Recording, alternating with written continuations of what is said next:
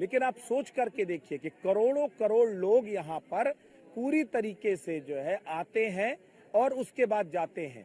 उनका रुकना, खाना पीना, ये सारे अखाड़े किस तरीके से इन सबके लिए एक जीवन का सबब बन जाते हैं, वो अपने आप में एक अहम बात है। अखाड़ों की जो परंपरा है, जो अखाड़ों की प्रक्रिया है, वो भले जटिल हो सकती है, लेकिन आम आदमी के लिए अखाड़ों के दरवाजे जिस तरह से खुले होते हैं, वो अपने आप में काबिले तारीफ होता है। क्या कहेंगे इसको लेकर?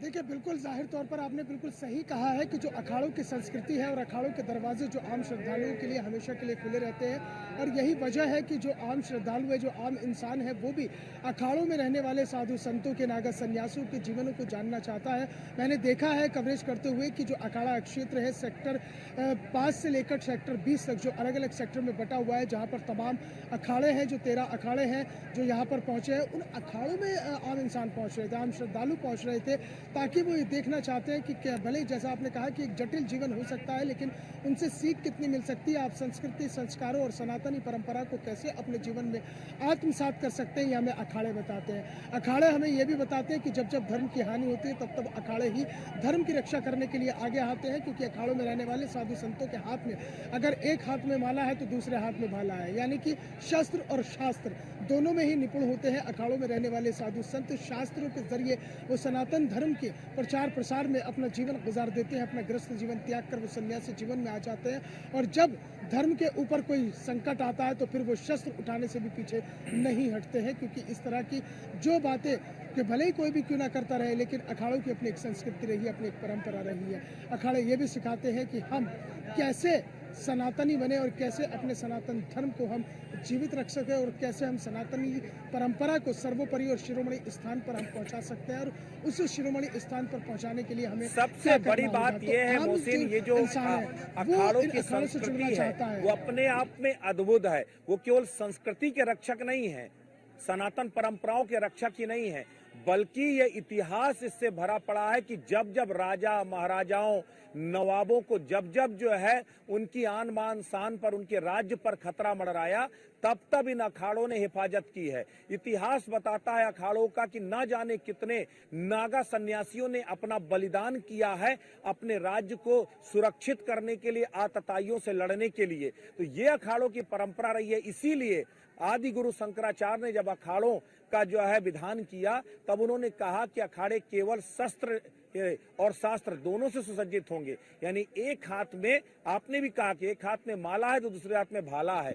यही सनातन की संस्कृति है और यही वजह है। ये जो राजसी ठाट बाट देख रहे हैं, अपने दर्शकों को हम बताना चाहेंगे कि दरअसल ये जो शाही स्नान, पेशवाई, ये जो तमाम शब्द हैं, ये शब्द दरअसल उस अंग्रेजी शासनकाल के बाद, मराठा शासनकाल के बाद सामने आए। उसके पीछे वजह ये थी कि उस वक्त जो विदेशी आक्रांता थे, उन्होंने बहुत बड़ी तादाद पर छोटे छोटे जो रियासतें थी उस पर अटैक किए, उस पर हमले किए, और जब वो राजा महाराजा, वो पेशवा अपनी हिफाजत करने में अक्षम हुए, तब उन्होंने अखाड़ों से मदद मांगी। और अखाड़ों ने पूरी तरीके से शस्त्र में पारंगत थे, चूंकि अखाड़े नागा सन्यासी रण पर उतरे और रण पर उतर करके जो है आतताइयों का कत्लेआम किया और अपने राज्य की हिफाजत किया। उसके बाद क्या हुआ? उसके बाद जो राजा महाराजा, जो पेशवा थे, उन्होंने अपने खजाने इन सन्यासियों के लिए खोल दिए।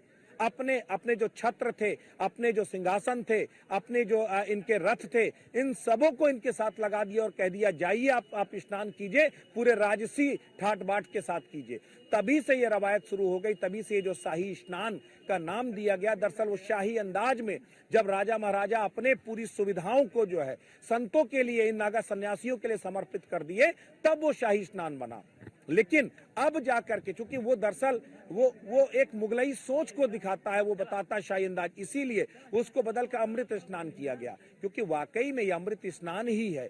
ये अमृत पल है, उस जो समुद्र मंथन के बाद जो अमृत की बूंदें इस संगम स्थली पर गिरी, उसी अमृत का पान करने के लिए तो कोटि श्रद्धालु इस संगम में डुबकी लगाते हैं। उसी के लिए तो अमृत स्नान, जब तिथियों का योग बनता है, राजसी योग बनता है, तब जाकर के अमृत स्नान का योग बनता है। और उसी स्नान पर ही साधु संत सन्यासी, नागा अखाड़े, ये सब स्नान करते हैं।